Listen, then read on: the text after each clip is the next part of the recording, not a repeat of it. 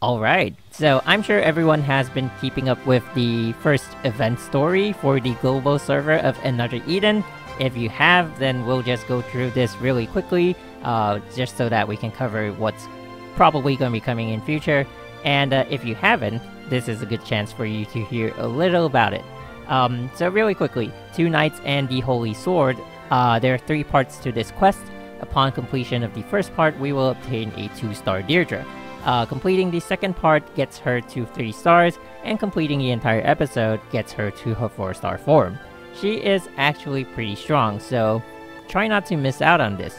Also, I'm not too sure if there's like a time limit because it doesn't say so in the update, but we'll cover more on that later. So anyway, this event is more of like a farming quest.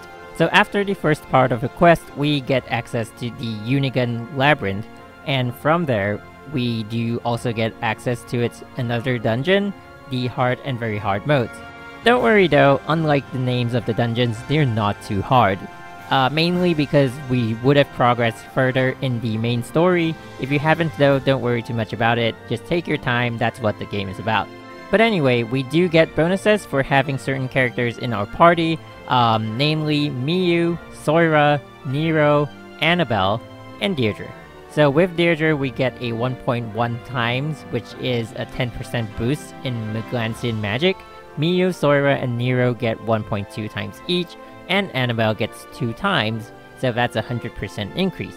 Their bonuses stack, so if you have all 5 in the party, the highest attainable bonus is 3.8 times. So yeah, that pretty much covers the current event. If you would like to watch the entire story, it will be updated in a separate video. I will also be uploading character side stories, which are those blue side quest markers. However, at this point in time, I do not have every single character yet, so if anyone happens to record the side quests of any characters and would like to contribute the footage, please do not hesitate to send them to the email account that you can find on my channel, which will also be placed in the description of this video.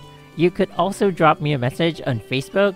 I do also have a Twitter page, but I almost never log into it. I will definitely be using it more often, so if Twitter is your preferred way of communication, then don't hesitate to send me a message. For those people who have previously sent me a message, if you're following the channel since before, I'm sorry if I haven't replied, but I will.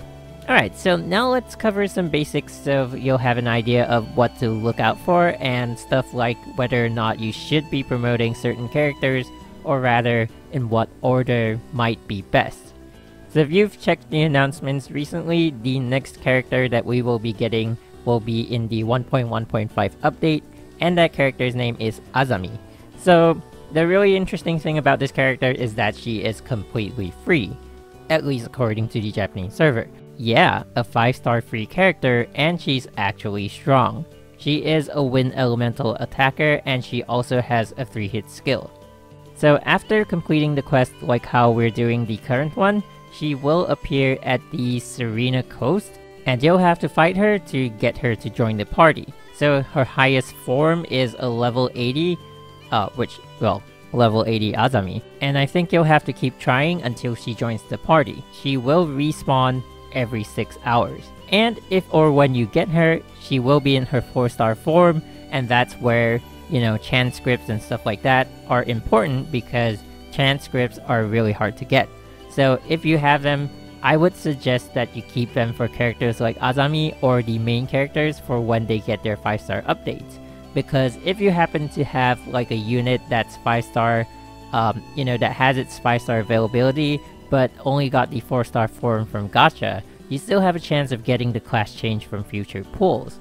But from what I understand at the moment, we should be getting one major story event every month. So just try to pace yourself accordingly. If you do think that you can get enough chant scripts to be ready for like whatever updates that are coming, then of course you should upgrade whatever you have on hand, because 5-star characters at the moment are really, really strong. Okay, so next we move on to gameplay, and I would like to introduce you guys to a little something I like to call the restoration switch. You might already know how to do this, but if you didn't, here it is. If you fought like a horror boss in another dungeon and you need to heal up, without using food, just enter a battle and take down all opponents except for one. So please choose the opponent carefully. Try not to leave opponents that can stun you or poison you. You know, just those that do like one physical attack. And that's because you can then sub everyone out and leave someone who has a buff or heal, you know, something that wouldn't deal damage. And if you don't have that, it's fine. Just keep switching members to fill that one active slot, so that everyone can heal up. And of course, if you can, try switching members whose chance can lower opponents' attack power or increase ally defensive power. And there we have it, free regeneration. You just gotta be more careful in maps where you're still under leveled, because it's still viable, but it might be a little dangerous. The last thing I'd like to cover in this video is another force. So skills with multiple hits charge the meter faster. Hits that the opponents are weak against also charge faster.